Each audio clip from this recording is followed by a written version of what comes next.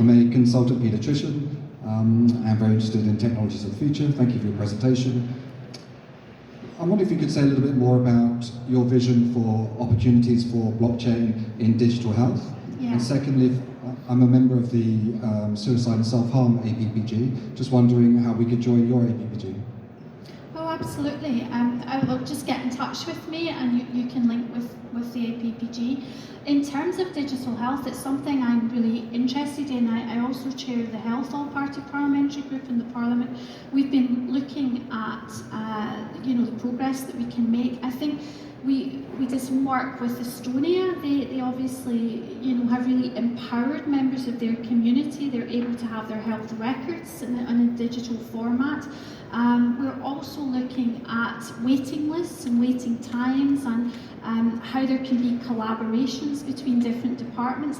When I worked in the NHS, which is some time ago now, but it was for a good 20 years, there was really a lack of joined up digitalisation at that point in time. So I think there's just great scope, and the blockchain can also ensure that there's transparency, but there's also a kind of joined up approach that's immutable there for the work that we do in health. So there's lots of scope, and I would say please do get in touch with our group, because it's one of the pillars. As I said, the more I've delved into this, I've realised it's not just finance.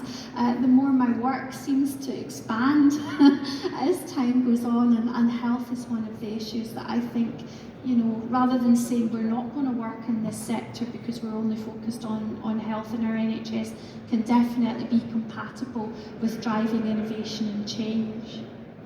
Thank you. Hi there, I'm a PhD student and a crypto degen. You're talking about the UK being a crypto hub of the future. I can go to Portugal, Germany, Middle East, and taxation is much more lenient, it's more crypto friendly, or I could get a digital nomad visa anywhere across the world in many different countries. What are you going to do to make us stay there? Because I don't want to stay in the UK right now. Most people I've spoken to in the hub out there live in Dubai and many other countries. So what can you offer us?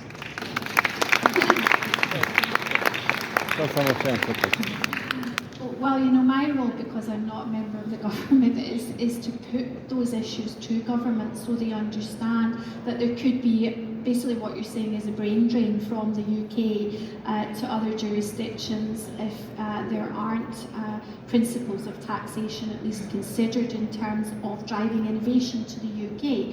So my role is to highlight the very issues that you're saying and you're speaking about, and it's important that, alongside some of the issues companies have had with the FCA, opening bank accounts, very basic issues that mean that sometimes companies can feel hurdles are just too great here, we want to go elsewhere. I've also heard of organisations wanting to move to Paris or to Zug, and I spent some time in Zug speaking to them about their regime, and that's why we're also doing the piece on international best practice to see where the UK currently fits and where the gaps are. But certainly I'll pass on your best regards to Jeremy Hunt at Treasury and all that you say and try to get your response. Thank you. Okay, we've got quite a few more questions. Here we go. So, my name is Akshay, I am from India, and I am an international student over here. My question is regarding if I tell someone about Web3 and blockchain basically, so they, like whatever they comes into their mind is just Bitcoin, just investing. But there is also more than that, they can see their careers and much more opportunities.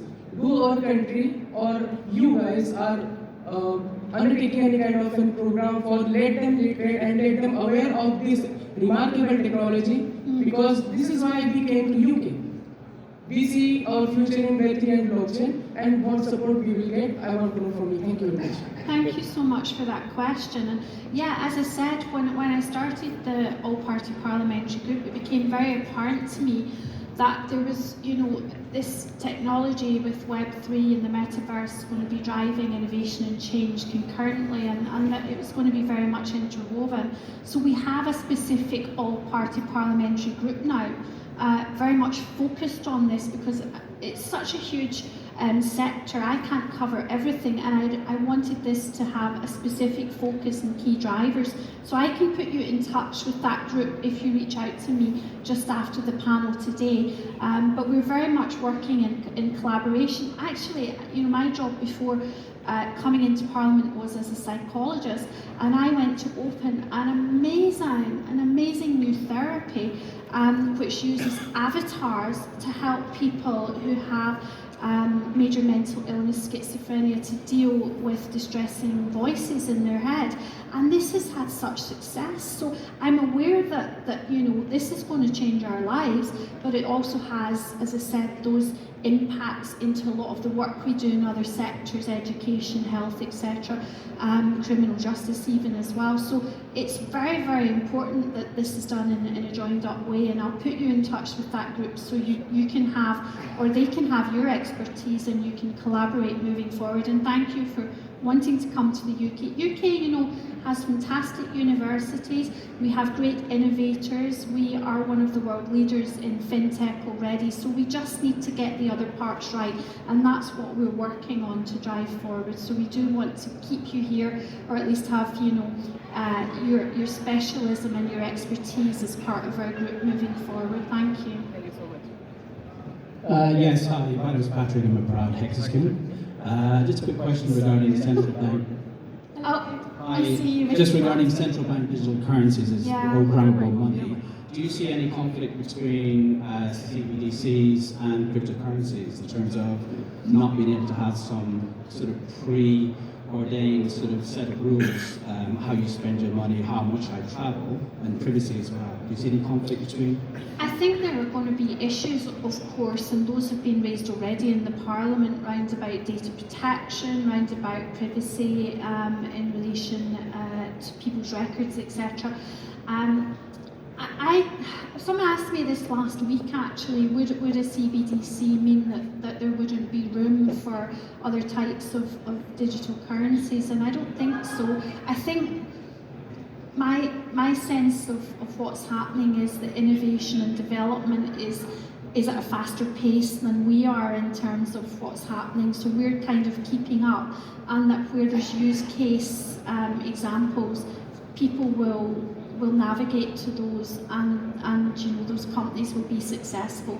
I think a CBDC is government's acknowledgement that, you know, we need to put these building blocks in place, and also to champion this sector, but that it should underpin and harness all of the other innovation work rather than stymie it, if that makes sense.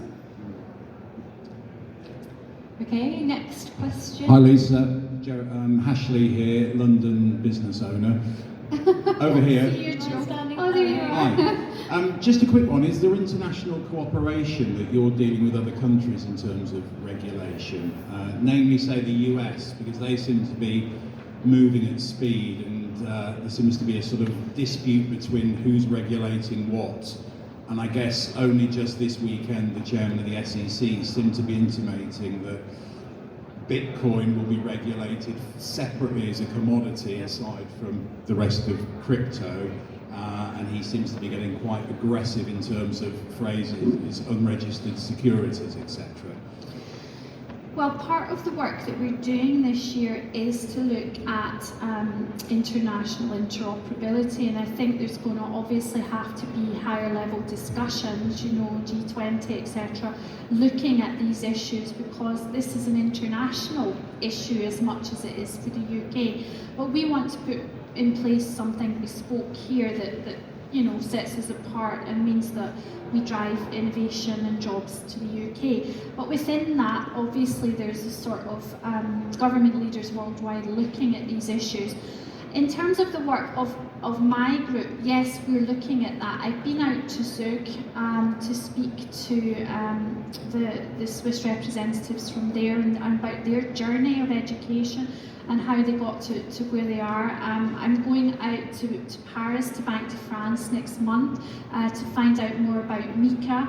I've then later in the year going to be in the US. So yes, Obviously, I have to be in Parliament most of the time, so most of the the work that we're doing on that is within recesses, etc.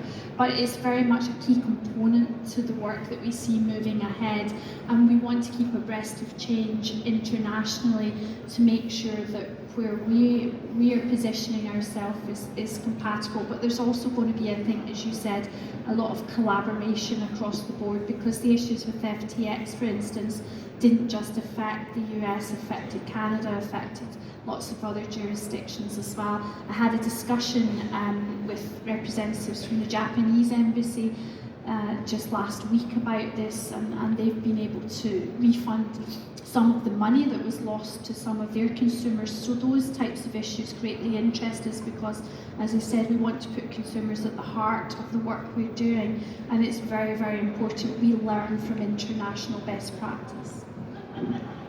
Okay, we've got time for probably 2 or 3 more questions. Yes, hi. Right here. Oh, hello. Hi. Hi, I'm Phil. I'm a YouTuber. Also, my real job is I work in NHS. I'm a physiotherapist. Great. So if anybody have a low back pain, let me know. I'll come and see you in the break, There we Joe. go. I have a question, very simple.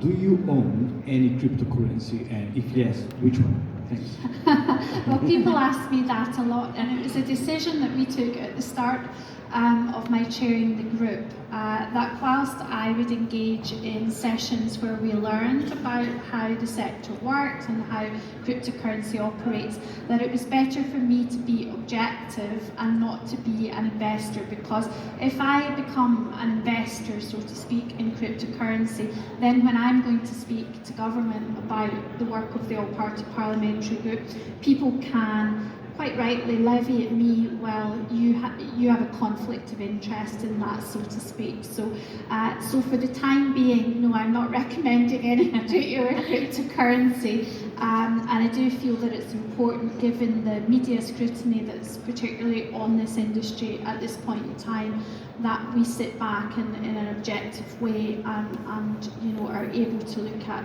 the advantages and some of the real difficulties in the industry very objectively without having any conflict of interest at this stage. Any more questions? Yes? A few more hands up. Hello. Hi. Hi, my name is Oscar. I'm a co-founder at UFI. We basically developing a platform which is guiding individuals to make better financial decisions. It's all based around helping them to invest and manage their money wiser. Great. The question I'd like to ask you is basically, we are a company based in the UK, and we are interested in what kind of government incentives you would provide to help develop that, because you said there's a lot of obviously problems with people's financial education, and a lot of people are struggling to make the right decisions. So what kind of incentives, or what is currently being done by the Parliament to kind of help those companies and to educate. I think that's going to be really key, and I think I'm not going to preempt any of the outcomes to my inquiry report, but education and support for education is going to be very crucial moving forward, and I see that as being something that I particularly want to highlight as a recommendation potentially to government. But we have to gather up all of our evidence and make sure that that's in line with the evidence we've received. But I do think you've really hit the nail on the head there, and I don't actually think we're even very good at teaching people about traditional finance either in the UK. I want to see that no matter where you're brought up in the UK, you can be an innovator, you can be an entrepreneur, and that's supported.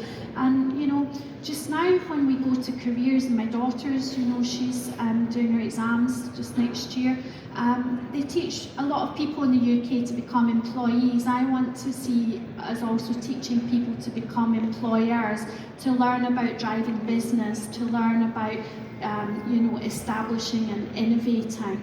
And I think the work that you're going to be doing is very key in terms of helping people with financial literacy, but also giving them those opportunities that I don't think we give to everybody to equal degree just now. And I do think that this industry, given access to finance, could be much wider, could enable many people who are not included in traditional finance currently. So I think there's scope for better inclusion and diversity as well, and that's one of the key things that we want to help you to deliver. Okay, I think we've got time for one final question. Oh, Hi, thank you. Here. Thank you. My name is Liam. I'm here with Andrea. We're representing Kazakhstan, building financial services on the Kadena blockchain. You spoke briefly about the importance of competition in the space, so I just wanted to ask you, can you give some insights to the regulatory framework for non-governmental asset-backed stablecoins? Well, I mean, my goodness, you're going to be like preempting the government's consultation already. So I think competition is important because, you know, it drives consumer choice. It also drives basically the importance of people being able to have cost-effective options available to them. So I see this sector as being, as I said, not just an innovator.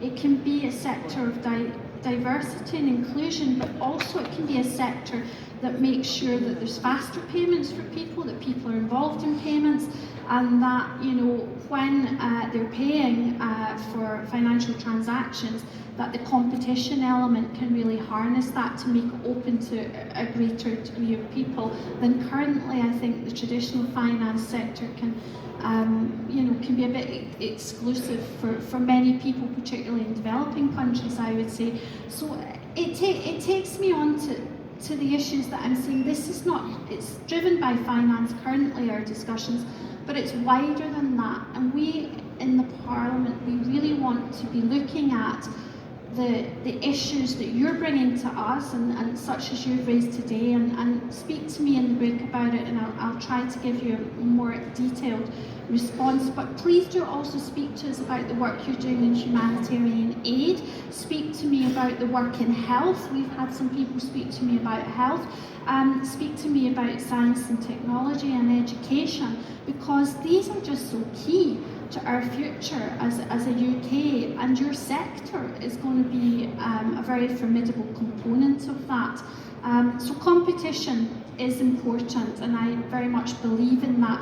But if you have a good product and if you have something that has a use case in any of those particular sectors that we've discussed, then I think that, you know, that will be successful, and we want to harness that here wherever possible. So we've got our work cut out, as you can see. I don't have answers to everything as yet because we're on a journey, but I am and I'm very, very willing to work with you and to engage with you moving forward. And I would say please do engage with the All-Party Parliamentary Group for Cryptocurrency and Digital Assets, and with Crypto UK, and together we can make sure that we do our very best to keep and make sure that the UK is on the map when it comes to cryptocurrency and blockchain moving forward. Lisa, thank you so much. It's been wonderful to share the stage for you, and also thank you so much for all the questions. I'm sorry we didn't have time to get to all of them, but Lisa's going to be around for a little bit this afternoon, so you can sort of grab her and have a little conversation. And I love the way that you just were saying how, you know, you're as much here so that you can speak to everyone in the audience as much as they are to hear from you. And I think it was also excellent of you to just mention the fact that your inbox is so open and you want to hear from lots of people, so you can find Lisa's email on the government website. So do get in touch, because we want to try and get as much communication between businesses and government as possible, so there's maximum information. Yeah, because I just want to say before I finish that part of the reason for me coming to these events and being so assiduous at engaging with you is exactly what you've said. This is a two-way dialogue. We want to learn from you. We want to learn about the issues and the problems to overcome those, but we also want to collaborate and work together for a successful UK moving forward. Okay, so let's give a massive round of applause for Dr. Lisa Mack.